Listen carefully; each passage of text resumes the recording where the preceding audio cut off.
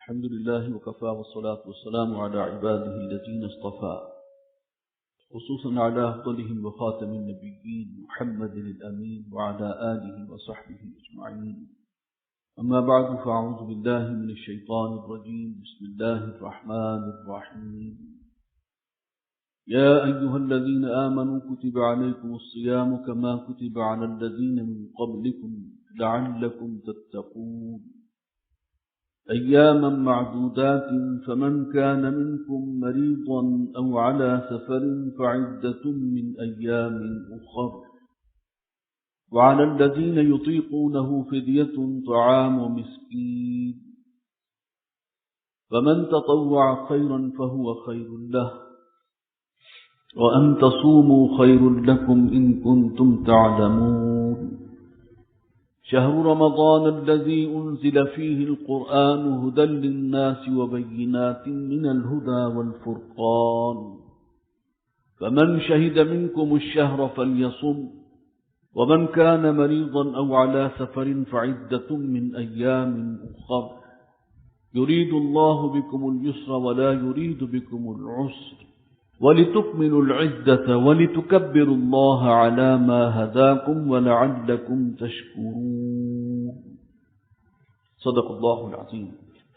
رب اشرح لي صدري ويسر لي أمري واحلل عقدة من لساني يفقهوا قولي. اللهم ألهمني رشدي وأعذني من شرور نفسي. اللهم أرنا الحق حقا وارزقنا اتباعه وأرنا الباطل باطلا وارزقنا اجتنابه. آمین یا رب العالمین. حضرات محترم، یہ ماہ مبارک رمضان مبارک کا یہ دوسرا جمعہ ہے جو اللہ تعالیٰ نے ہمیں نصیب فرمایا. گزشتہ جمعے آپ کو یاد ہوگا کہ رمضان کی آمد سے قبل جو حضور صلی اللہ علیہ وسلم نے بہت جامع خطبہ ارشاد فرمایا تھا، اسی پر گفتگو ہوئی ہے، اسی کی وضاحت جو ہے کوشش کی گئی کہ آپ کے سامنے رکھی جائے، جس کا حاصل یہ تھا کہ نیکیوں کا موسم بہار جو ہے وہ سایہ فگن ہو چکا ہے.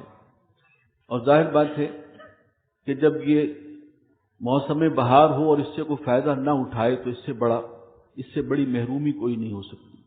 اور بہرحال موسم بہار سے فائدہ اٹھانے کے لیے ذہنی تیاری بھی ضرورت ہوتی ہے، اور وہ ذہنی تیاری جو ہے بہترین شکل میں اللہ کے رسول صلی اللہ علیہ وسلم نے ہمیں عطا فرما دی ہے اس خطبے کی شکل میں، جس کا حاصل یہ تھا کہ ہر نیکی کا اجر و ثواب عام دنوں کے مقابلے میں 70 گنا زیادہ ہوتا ہے اس ماہ مبارک میں. اور بھی بہت سی باتیں تھیں، لیکن خاص طور پر یہ نقطہ ایک بہت اہم تھا کہ اس سے فائدہ نہ اٹھانا ایک بہت بڑی محرومی ہوگی، بد نصیبی ہوگی. اسی میں ایک بات یہ بھی آئی تھی کہ یہ تو فرما دیا کہ ہر نیکی کا اجر جو ہے وہ 70 گنا زیادہ ہوگا عام دنوں کے مقابلے میں، لیکن یہ بات رہ گئی تھی بیان کرنے سے کہ خود روزے کا اجر کیا ہے، روزہ رکھنا. کیونکہ یہ بھی اس خطبے میں آیا تھا کہ اگر کوئی شخص کسی کو روزہ افطار کروائے، یعنی اپنے ہاں مدعو کرے اور اس کو روزہ کھلوائے، تو اس شخص کو بھی اتنا ہی اجر ملے گا جتنا روزے دار کا ہے. تو روزے دار کا اجر کیا ہے یہ بھی تو پتہ چلنا چاہیے. تو یہ اپنی جگہ ایک تشویق و ترغیب ہے. اس کا ذکر ہمیں ایک حدیث مبارکہ میں ملتا ہے. فرمایا کہ ابن آدم کا جو ہر عمل ہے اللہ تعالیٰ اسے زیادہ دیتا ہے. حضرت ابو ہریرہ رضی اللہ تعالیٰ عنہ سے یہ مروی حدیث ہے کہ کل عمل ابن آدم یضاعف له الحسنة بعشر امثالها الى 700 ضعف. یہ اللہ کا خاص فضل ہے. قرآن مجید میں بھی کئی جگہ آیا کہ جو شخص نیکی کا کام کرے گا اللہ تعالیٰ اس سے 10 گنا اجر دے گا، اور اگر کوئی برائی کا ارتکاب ہوا تو اس کو اتنی ہی سزا ملی جائے گی، یعنی اس کے اندر کوئی اضافہ نہیں ہوگا، جیسی برائی ہے ویسا ہی بدلہ ہوگا. لیکن ہر نیک عمل کا بدلہ اللہ نے، یہ اس کا خاص فضل ہے، اس کا احسان ہے، اس کی رحمت ہے، 10 گنا رکھا ہوا ہے. ساتھ ہی فرمایا 10 گنا تو ہے ہی ہے، اس سے بعض چیزیں ایسی بھی ہیں قرآن مجید میں ذکر ہے کہ 700 گنا تک اللہ تعالیٰ اجر و ثواب عطا فرماتا ہے. یہ انفاق فی سبیل اللہ کے ضمن میں قرآن مجید میں یہ بات آئی ہے سورہ بقرہ میں مثل الذین ينفقون اموالهم فی سبیل اللہ کمثل حبۃ انبتت 7 سنابل فی کل سنبلۃ 100 حبۃ، وہ لوگ کہ جو اللہ کی راہ میں انفاق کرتے ہیں، اللہ کی راہ میں مال خرچ کرتے ہیں، جس کی سب سے اعلیٰ شکل یہ ہے کہ اللہ کے دین کے غلبے اور قیام کے لیے جو ہے وہ اپنا مال لگا رہے ہیں، ان کی مثال ایسے ہے کمثل حبۃ، جیسے ایک دانہ ہو، انبتت 7 سنابل، اور اس دانے کو اگر آپ زمین میں بوئیں گے، اس کی وہ کریں گے، آبیاری کریں گے، اس سے جو پودا پھوٹے گا اس میں 7 بالیاں ہیں، خوشے ہیں، ہر خوشے میں 100 دانے ہیں، ایک دانے سے 700 دانے پروڈیوس ہو رہے ہیں۔ انفاق فی سبیل اللہ کا اجر و ثواب قرآن مجید میں بتایا گیا کہ یہ 700 گنا تک اللہ تعالیٰ اجر دیتا ہے، لیکن ساتھ ہی فرمایا، اللہ کے رسول فرما رہے ہیں الا الصوم، روزے کا معاملہ اس سے بالکل مستثنا ہے، وہ کسی حساب کتاب میں ہی نہیں ہے کہ اللہ اس کو کتنا اجر دے گا، یہ کوئی سوچ بھی نہیں سکتا، اور خاص طور پہ فرمایا الا الصوم فانه لی وانا اجزی به، روزے کا معاملہ مستثنا ہے، وہ تم سوچ نہیں سکتے، یہ خاص میرے لیے ہے، روزے کی عبادت خاص میرے لیے ہے اور میں ہی اس کی جزا دوں گا، یعنی اپنے مرتبہ و مقام کی حیثیت سے اللہ تعالیٰ جو اجر دے گا تم سوچ بھی نہیں سکتے۔ یہ ہے صحیح شرائط کے ساتھ روزہ رکھنا، اس کا اجر و ثواب۔ یہ پوری حدیث میں آپ کو سنا دیتا ہوں۔ اس میں آگے فرمایا، یہ ابن ماجہ کی روایت ہے کہ یدع شہوتہ وطعامہ من اجلی، ایک روزے دار اپنی بھوک اور اپنی جنسی خواہش اس پر قدغن لگاتا ہے، رکاوٹ ڈالتا ہے، صرف میری خاطر۔ للصائم فرحتان، روزے دار کے لیے 2 فرحتیں ہیں، 2 خوشیاں ہیں، خوشی کے 2 مواقع ہیں۔ فرحت عند فطرہ، ایک خوشی تو وہ ہوتی ہے جو افطار کے وقت ہوتی ہے، ظاہر بات ہے وہ اللہ تعالیٰ کو تو معلوم ہے، انسان کی جو طبیعت بنائی ہے اللہ نے، افطار کا وقت جو ہے وہ ایک خاص خوشی کا وقت ہوتا ہے، اس سے پہلے جو وقت بڑا سخت کٹا ہوتا ہے، شدید پیاس بھی ہے، رکے ہوئے ہیں، ٹھنڈا پانی بھی ہے، پھر سارے بندن کھل جاتے ہیں۔ اور فرمایا وفرحۃ عند لقاء ربہ، اور ایک خاص فرحت وہ ہے جب اپنا یہ روزے دار اپنے رب سے ملاقات کرے گا جو اس وقت اسے حاصل ہوگی۔ وَلَخُلُوفُ فَمِ الصَّائِمِ أَطْيَبُ عِندَ اللَّهِ مِنْ رِيحِ الْمِسْكِ، اب روزے دار کی جو اللہ کی نگاہ میں قدر ہے، ذرا دیکھیے کہ فرمایا کہ جو روزے دار کے منہ کی بو ہے، اسمیل ہے، ظاہر بات ہے کہ وہ عام طور پر کوئی خوشگوار تو نہیں ہوتی ہے، لیکن اس کے بارے میں فرمایا ہے کہ اللہ کے نزدیک وہ طیب سے زیادہ، مشک سے بھی زیادہ بہتر ہے۔ یہ ہے روزے کا، روزے دار کا مقام اللہ کی نگاہ میں۔ تو یہ ایک بات رہ گئی تھی، اس حوالے سے میں نے چاہا کہ وہ آپ کے سامنے آ جائے۔ اب آج ہمیں جس موضوع پر گفتگو کرنی ہے کہ روزے اور قرآن کا جو آپس کا تعلق ہے، اور روزے کی عبادت کے لیے نزول قرآن کا مہینہ کیوں خاص کیا گیا، اس میں تو کسی کو شبہ ہو ہی نہیں سکتا کہ یہ روزے کی عبادت جو ہے، اس کو جو فرض کیا گیا ہے، یہ کس مہینے میں ہے؟ شہر رمضان الذی انزل فیہ القرآن، رمضان کا مہینہ وہ ہے جس میں قرآن نازل کیا گیا۔ تو روزے کی عبادت کا کوئی خاص تعلق ہے قرآن مجید کے ساتھ، نزول قرآن کے ساتھ؟ یہ بات تو سمجھ میں آتی ہے، کوئی نہ کوئی بات تو ہوگی۔ اور روزے کے حوالے سے ایک بات یہ بھی بڑی دلچسپ ہے کہ قرآن مجید میں ایک رکوع میں روزے کے تمام احکامات، اس کی فضیلتیں، روزے سے متعلق تمام رہنمائی ایک رکوع میں اللہ نے دے دی، اور وہ سورہ بقرہ کا رکوع نمبر 23واں ہے، 23واں رکوع۔ جبکہ آپ دیکھتے ہیں نماز کا ذکر، زکوٰۃ کا ذکر بار بار آ رہا ہے، نماز کا ذکر قرآن میں بہت جگہ، لیکن ایک اور عجیب بات یہ ہے کہ نماز کیسے پڑھنی ہے، اس کی تفصیلات کیا ہیں، وہ قرآن میں سب سے کم ہے۔ نماز کا ذکر، نماز کی اہمیت، نماز کی فضیلت، اور نماز کا جو ہے ایک بندہ مومن کے لیے ناگزیر ہونا، یہ ساری چیزیں تو خوب بیان ہوئی کہ اس کے بغیر تصور ہی نہیں ہے۔ جو شخص نماز نہ پڑھتا ہو، حضور صلی اللہ علیہ وسلم کے زمانے میں اسے مسلمان سمجھا ہی نہیں جاتا تھا، نماز کی اتنی اہمیت۔ اور بار بار اس کا ذکر، بار بار اس کا ذکر۔ لیکن نماز کی تفصیلات کیا ہیں، کیسے پڑھنی ہے، قرآن مجید میں کوئی اس قسم کی شکل نہیں بتائی گئی کہ جس سے نماز کا اسٹرکچر سامنے آ سکے۔ وہ کہاں سے ملتا ہے؟ نبی اکرم صلی اللہ علیہ وسلم، اور اسی میں رہنمائی ہے کہ یہ قرآن مجید کی تفسیر اصل میں حدیث مبارکہ ہے، وضاحت حدیث مبارکہ ہے، یہ مل کر ایک بات کی تکمیل کرتی ہے۔ اور جو کچھ حضور صلی اللہ علیہ وسلم اپنی طرف سے فرما رہے ہیں، بظاہر اپنی زبان سے کہہ رہے ہیں، اور وہ قرآن کا جو حصہ نہیں بھی ہے، لیکن جو بھی وہ دین کی بات بتا رہے ہیں وہ من جانب اللہ ہے، وہ اللہ ہی کی طرف سے ہے، اللہ کی وحی کی بنیاد پر ہے، لیکن وہ وحی خفی ہے، لیکن ہے جو کچھ فرما رہے ہیں وہ اللہ کی طرف سے۔ تو روزے کا معاملہ یہ، نماز کا میں نے ذکر بتا دیا آپ کو، یہ تفصیلات نہیں ہے، لیکن اس روزے کے حوالے سے اس کی تمام تفصیلات بھی یہاں پر ہمیں مل جاتی ہیں۔ زکوٰۃ کا ذکر بھی کثرت سے ہے، حج کا ذکر قرآن مجید میں 2 جگہ پر تفصیل سے ہے، سورہ بقرہ میں بھی ہے اور سورہ حج میں بھی ہے۔ لیکن رمضان کے روزے کی فرضیت، روزے کے احکامات، اس کی حکمتیں، یہ سارے کا سارا ایک ہی جگہ پر، ایک ہی رکوع کے اندر، رکوع نمبر 23 سورہ بقرہ میں یہ ساری ہدایت جمع کر دی گئی۔ تو فرمایا یا ایھا الذین آمنوا کتب علیکم الصیام، اہل ایمان تم پر روزہ رکھنا فرض کر دیا گیا، کما کتب علی الذین من قبلکم، جیسے کہ یہ فرض کیا گیا تھا ان لوگوں پر جو تم سے پہلے تھے، یعنی سابقہ امتوں پر بھی روزے کی عبادت فرض تھی۔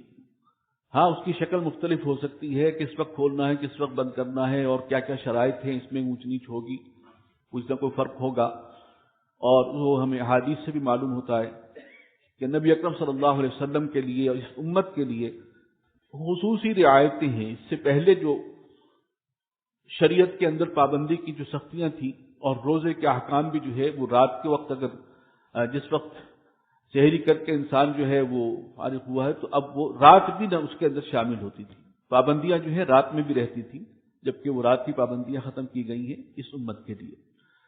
لیکن ایک عبادت کے طور پر روزہ سابقہ امتوں پر بھی فرض کیا گیا۔ یا ایھا الذین آمنوا کتب علیکم الصیام کما کتب علی الذین من قبلکم لعلکم تتقون، کیوں فرض کیا گیا؟ تاکہ تم میں تقوی پیدا ہو جائے، لعلکم تتقون، تاکہ تم بچ سکو۔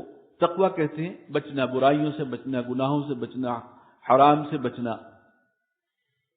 اور یہ تقوی وہ شے ہے کہ تقوی اگر ہے تو پھر انسان جنت کا مستحق ہوگا اللہ کی نگاہ میں۔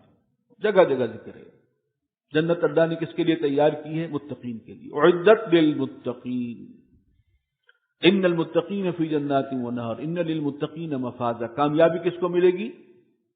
متقین کو۔ تو تقوی بڑی اہم شے ہے۔ کہنے کو تو منافقین بھی کلمہ پڑھتے تھے اور نماز پڑھتے تھے، لیکن تقوی سے محروم تھے۔ تو کتب علیکم الصیام کما کتب علی الذین من قبلکم، تم پر بھی روزہ فرض کیا گیا جیسے تم سے پہلی امتوں پر تھا، لعلکم تتقون، مقصد ہے تقوی پیدا کرنا، تاکہ تمہارے اندر تقوی پیدا ہو۔ دیکھیے یہاں سے قرآن کے ساتھ اور آگے جا کر آ رہا ہے کہ شہر رمضان الذی انزل فیہ القرآن، رمضان کا مہینہ وہ ہے جس میں قرآن نازل کیا گیا، ھدی للناس، جو ہدایت ہے پوری نوع انسانی کے لیے، وبینات من الہدی، اور ہدایت کی روشن دلیلوں پر مشتمل ہے یہ قرآن۔ ہدایت کو تلاش کرنا کوئی مشکل نہیں ہے، قرآن مجید کو انسان پڑھتا جائے اس پر ہدایت منکشف ہو جائے گی، بہت آسان بنایا اللہ نے۔ ھدی للناس وبینات من الہدی والفرقان، فمن شہد منکم الشہر فلیصم، تو جو کوئی اس مہینے کو پائے تم میں وہ اس ماہ کے روزے رکھے۔ رمضان کا مہینہ نزول قرآن کا مہینہ ہے، اور اسی مہینے کو روزے کی عبادت کے لیے فرض کیا گیا۔ ان دو میں لنک کیا ہے؟ باری محترم والد محترم رحمہ اللہ بڑی خوبصورتی سے واضح فرماتے تھے کہ دیکھیے اصل کتاب ہدایت قرآن ہے، اور سب سے بڑی نعمت بھی جو انسانوں کو عطا ہوئی ہے زمین کے اوپر آسمان کے نیچے، الروح قرآن و حدیث، وہ یہ قرآن مجید ہے، کوئی شک نہیں۔ لیکن اسی قرآن کے بارے میں شروع میں فرمایا، سورہ بقرہ کا جہاں سے آغاز ہوتا ہے، اور یہ آیات تو سب کو یاد ہوں گی، سورہ فاتحہ کے بعد سورہ بقرہ، الف لام میم ذالک الکتاب لا ریب فیہ ھدی للمتقین۔ الف لام میم آپ کو معلوم ہے حروف مقطعات ہیں۔ ذالک الکتاب لا ریب فیہ، یہ ہے وہ کتاب جس میں کوئی شک نہیں۔ سورہ فاتحہ میں جو تم دعا مانگ رہے تھے کہ اہدنا الصراط المستقیم، پروردگار ہمیں سیدھے راستے پر چلا جو کامیابی تک پہنچا دے، جو جہنم سے بچا کر ہمیں جنت تک پہنچا دے، ہمیں وہ راستہ دکھا۔ ہدایت، ہمیں ہدایت کی ضرورت ہے، ہمیں نہیں معلوم دنیا میں تو نے امتحان کے طور پر بھیج دیا، لیکن کامیاب کیسے ہوں؟ اس امتحان میں کامیابی کا طریقہ کیا ہے، راستہ کون سا ہے، رہنمائی کہاں سے ملے گی؟ تو سورہ بقرہ پہلی سورت قرآن مجید کی سورہ فاتحہ کے بعد فوراً ایڈریس کیا گیا، الف لام میم ذالک الکتاب لا ریب فیہ، جس ہدایت کی تم نے طلب کی ہے، ڈیمانڈ کی ہے، وہ ہے یہ کتاب، لا ریب فیہ، اس میں کوئی شک نہیں، یہ اللہ کی جانب سے ہے۔ ھدی للمتقین، ہدایت ہے متقین کے لیے۔ اب یہاں ایک اشکال پیدا ہوتا ہے کہ ہدایت متقین کے لیے ہے، متقین تو پہلے ہی متقی ہیں، تقوی والے ہیں، ان کے لیے ہدایت ہے، اور کیا کہ قرآن صرف متقین کے لیے ہدایت ہے؟ تو باقی یہ ایک اشکال ہے جس کا حل، اس حل سے پہلے میں بیان کر دوں کہ یہ آیات جو روزے کے احکام سے متعلق ہیں، یہاں پر بھی ذکر ہی ہو رہا ہے، موضوع آ رہا ہے، لیکن یہاں فرمایا ھدی للناس، شہر رمضان الذی انزل فیہ القرآن ھدی للناس، یہ پوری نوع انسانی کے لیے ہدایت ہے۔ وہاں فرمایا ھدی للمتقین، ہدایت ہے متقین کے لیے، اور یہاں فرمایا گیا کہ ھدی للناس، پوری نوع انسانی کے لیے ہدایت ہے۔ اب اس میں تطبیق کیا ہے اور بات سمجھنے کی ہے۔ پوٹینشلی یہ قرآن پوری نوع انسانی کے لیے ہدایت ہے، اس کے اندر ہدایت کا سامان ہر شخص کے لیے ہے، وہ بت پرست ہو، وہ ستارہ پرست ہو، وہ کواکب پرست ہو، وہ سورج کو پوجتا ہو، وہ رسولوں کو مانتا ہو، نبیوں کو مانتا ہو، جو بھی ہو، سب کے لیے ہدایت ہے اس قرآن میں پوٹینشلی۔ لیکن عملاً اس ہدایت سے فائدہ کون اٹھائیں گے؟ جن میں کچھ تقوی ہو، یعنی خدا خوفی ہو۔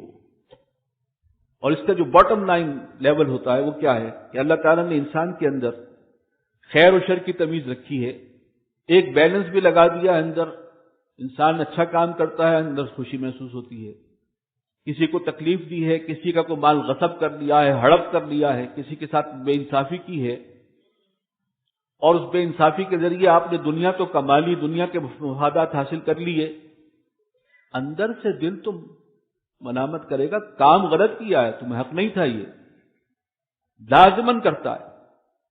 یہ اصل میں تقوی کا ایک باٹم لائن لیول ہے کہ کم سے کم انسان کے اندر اس کا ضمیر جب تک زندہ ہے وہ قرآن کی ہدایت سے فائدہ اٹھا لے گا، اور جس کا ضمیر ہی مر چکا ہو، جو ابو جہل ہو، جو ابو لہب ہو، جو قرآن بھی سن رہے ہیں اور کس کی زبان سے سن رہے ہیں؟ محمد رسول اللہ صلی اللہ علیہ وسلم کی زبان سے، ہدایت سے محروم۔ تو ھدی للناس، پوٹینشلی پوری نوع انسانی کے لیے اس میں ہدایت موجود ہے، ہر شخص کے لیے جو بھی ہدایت کا طالب ہوگا وہ ہدایت پا جائے گا اگر قرآن سے رجوع کرے گا۔ لیکن عملاً اس ہدایت سے فائدے کے لیے تقوی ضروری ہے، تقوی کا کوئی باٹم لائن لیول چاہیے۔ ہم بھی قرآن پڑھتے ہیں، ہم پہ اثر نہیں ہو رہا ہوتا، اکثر سمجھ کر نہیں پڑھ رہے ہوتے، ایک تو وجہ یہ۔ دوسرے یہ ہے کہ ہم طلب ہدایت کی نیت سے پڑھیں گے تو فائدہ ہوگا، متقین طلب ہدایت کی نیت ہو تو یقیناً فائدہ ہوگا۔ اور تقوی، بہرحال کچھ نہ کچھ پونجی تقوی کے اندر ہونی چاہیے، باٹم لائن، جسے میں نے کہا کہ ضمیر زندہ ہو۔ اب یہ رمضان کا جو پروگرام ہے آپ نے دیکھا، دن کے روزے کا حاصل کیا ہے؟ تقوی۔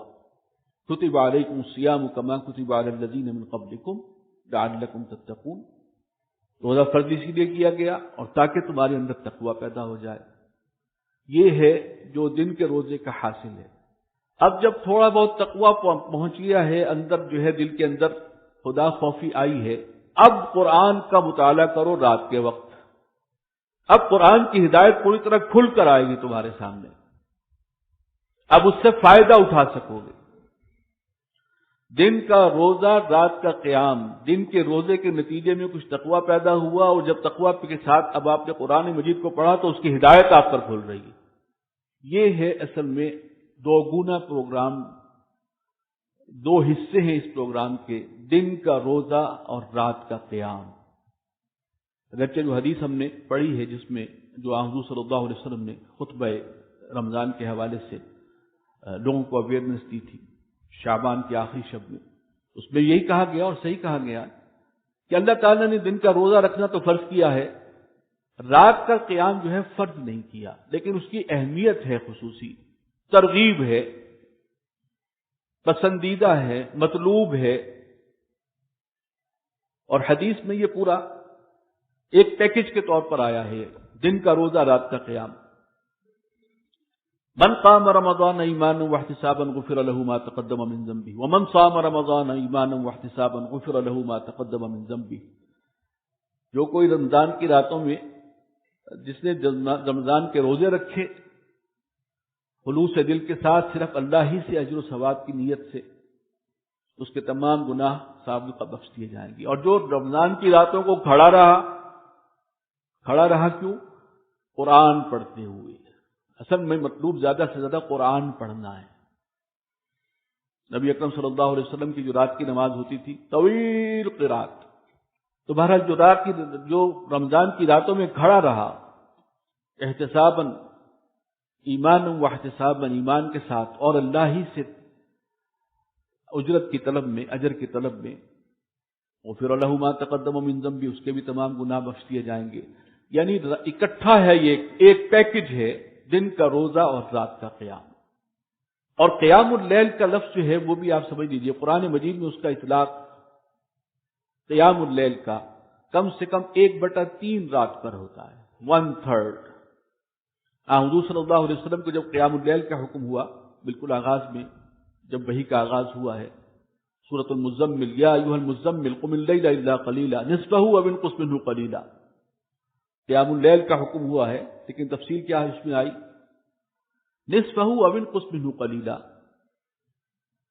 آدھی رات یا اس سے کسی قدر کم، او زد علیہ، یا اس سے بھی زیادہ، آدھی رات سے بھی زیادہ، کم سے کم 1/3 اور زیادہ سے زیادہ عام دنوں میں 2/3 رات۔ یہ ہے کہ جو ریکمینڈڈ ہے قیام اللیل کے حوالے سے، جو حضور صلی اللہ علیہ وسلم سے مطلوب تھا۔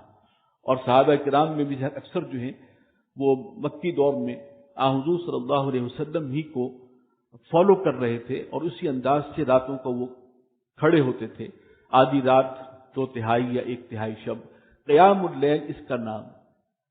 تو دن کا روزہ اور رات کا قیام، شہر رمضان الذی انزل فیہ القرآن، وہ آگے آئے گا، یا ایھا الذین آمنوا کتب علیکم الصیام کما کتب علی الذین من قبلکم لعلکم تتقون، اہل ایمان تم پر روزہ رکھنا فرض کیا گیا جیسے کہ تم سے پہلی امتوں پر فرض کیا گیا تھا، تاکہ تمہارے اندر تقوی پیدا ہو، کچھ خدا خوفی پیدا ہو۔ اور خدا خوفی جب پیدا ہوگی اور پھر تقوی پیدا ہوگا، اور اس کے بعد قرآن کو پڑھو گے اور سمجھو گے، تو قرآن کی جو اصل جو میسج ہے وہ اندر قلب میں اترے گا، اور پھر انسان جو ہے اس ہدایت سے بہترین فائدہ اٹھا سکے گا۔ ایک حدیث مبارکہ اور بھی ہے کہ جس کا میں نے ذکر کرنا تھا، کہ اس ماہ رمضان کی برکتوں سے اگر ہم نے فائدہ نہ اٹھایا تو یہ بہت بڑی محرومی ہوگی۔ یہ ماہ ابھی آغاز ہی میں ہے، ہم تقریباً پہلا عشرہ تو ابھی چل رہا ہے، جو بھی اس کی برکات ہیں ان سے بھرپور فائدہ اللہ تعالی ہمیں اٹھانے کی توفیق عطا فرمائے۔ کیونکہ جس نے وہ جو کہا گیا کہ موسم اچھا پانی وافر مٹی بھی زرخیز، جس نے پھر بھی کھیت نہ سینچا وہ کیسا دہقان، اسی کی نسبت سے اللہ کے رسول صلی اللہ علیہ وسلم نے جہاں بشارتیں دی ہیں رمضان کے حوالے سے، وہاں ایک حدیث بڑی لرزا دینے والی بھی ہے کہ اس سے اگر فائدہ نہ اٹھایا تو کتنی بڑی محرومی۔ عن کعب بن عجرہ رضی اللہ تعالی عنہ، صحابی ہیں کعب بن عجرہ رضی اللہ تعالی عنہ، وہ بیان کرتے ہیں قال قال رسول اللہ صلی اللہ علیہ وسلم، اللہ کے رسول صلی اللہ علیہ وسلم نے ایک موقع پر لوگوں کو حکم دیا، احضروا المنبر، ممبر کو قریب لے آؤ. آپ کچھ فرمانا چاہتے تھے، وہ خطاب فرما رہے تھے. فحضرنا، تو ہم نے ممبر کو حاضر کر دیا تاکہ حضور صلی اللہ علیہ وسلم اس پر کھڑے ہو کر خطاب فرما سکیں. فلما ارتقى درجة قال آمین، جب آپ ممبر کے پہلے سٹیپ پر، پہلی سیڑھی پر قدم رکھا تو آپ نے فرمایا آمین، یعنی خلاف توقع. فلما ارتقى درجة ثانیہ، جب دوسرے سٹیپ کے اوپر قدم رکھا ہے قال آمین، پھر فرمایا آمین. اور فلما ارتقى درجة ثالثہ، اور جب تیسرے سٹیپ، تین ہی اس کے سٹیپس تھے، تیسرے پر رکھا تو آپ نے پھر آمین فرمایا، قال آمین. فلما نزل، اب ظاہر بات ہے اس وقت تو بیچ میں کسی نے نہیں ٹوکا کہ یہ آپ کیوں کہہ رہے ہیں. جب آپ خطاب سے فارغ ہوئے اور ممبر سے نیچے تشریف لائے، قلنا یا رسول اللہ، ہم نے کہا کہ اللہ کے رسول صلی اللہ علیہ وسلم، لقد سمعنا منك اليوم شيئا ما كنا نسمعه، کہ اللہ کے رسول ہم نے آپ سے وہ بات سنی ہے آج جو اس سے پہلے کبھی ہم نے نہیں سنی تھی. یعنی آپ ممبر پر چڑھتے ہوئے آمین کہنا یہ تو کبھی بھی آپ کا معمول نہیں رہا، یہ پہلی مرتبہ ایسا ہوا. قال ان جبریل علیہ السلام عرض لی فقال، اللہ کے رسول صلی اللہ علیہ وسلم نے وضاحت فرمائی اور فرمایا کہ جبرائیل حاضر ہوئے تھے جس وقت میں پہلی قدم پر پاؤں رکھ رہا تھا، اور انہوں نے مجھ سے کہا بعدا لمن ادرک رمضان فلم یغفر لہ. کیا کہا انہوں نے؟ ایک بد دعا دی، بعدا لمن ادرک، وہ شخص برباد اور ہلاک ہو جائے، لمن ادرک رمضان، جسے رمضان کا مہینہ میسر آیا، فلم یغفر لہ، اور اس نے اپنی مغفرت کا سامان نہ کیا، اپنے گناہ نہ بخشوا سکا، اس پر اللہ کی لعنت. یہ ہے اس ماہ مبارک کی برکات سے فائدہ نہ اٹھانا کتنی بڑی محرومی ہے کہ جس پر جبرائیل دعا کر رہے ہیں اور اللہ کے رسول آمین فرما رہے ہیں. پوری حدیث سنا دیتا ہوں کیونکہ 3 باتیں آئی تھیں. فلما رقیت الثانیہ، پھر فرمایا اللہ کے رسول صلی اللہ علیہ وسلم نے جب میں نے دوسرے سٹیپ پر قدم رکھا، قال بعدا لمن ذکرت عنده فلم يصل عليك، جبرائیل نے اس وقت دعا دی اس شخص کے لیے کہ ہلاک اور برباد ہو جائے وہ شخص جس کے سامنے آپ کا نام، آپ کا ذکر کیا جائے اور وہ آپ پر درود و سلام نہ بھیجے، صلی اللہ علیہ وسلم نہ کہے. آپ نے اس پر بھی آمین کہا. تیسری بات، فلما رقیت الثالثہ، اور جب میں نے تیسرے سٹیپ پر قدم رکھا، قال بعدا لمن ادرک ابواہ الکبر عنده او احدهما فلم يدخلاه الجنہ، قلت آمین. جبرائیل نے اس وقت دعا کی، بدعا دی اس شخص کے لیے کہ ہلاک اور برباد ہو جائے وہ شخص کے جسے بڑھاپے میں والدین جو ہیں میسر آئے، یعنی اس کی زندگی میں ان کے والدین اسے ملے بڑھاپے کی حالت میں، اور وہ ان کی خدمت کر کے اپنے آپ کو جہنم کے عذاب سے نہ بچا سکا، جنت میں داخل نہ ہو سکا ان کی خدمت کر کے، ایسا شخص جو ہے اس پر بھی لعنت. بات یہ ہے ماہ رمضان کی جو ہے وہ اہمیت اور اس سے جو بھرپور فائدہ ہمیں حاصل کرنا چاہیے کہ بہت سے پہلو ہیں، لیکن دن کا روزہ اور رات کا قیام رمضان اس کو خاص طور پر آپ نوٹ کر دیجیے گا اور کوشش کریں کہ یہ ماہ مبارک اسی انداز سے بسر ہو. زیادہ سے زیادہ وقت قرآن پڑھنے اور سمجھنے، اس کی تلاوت کرنے اور سننے، اسی کام کے اندر جو ہے یہ ساتیں ہماری گزریں. اللہ تعالی ہمیں اسی انداز سے اس ماہ مبارک کو مکمل کرنے کی توفیق عطا فرمائے. آمین یا رب العالمین.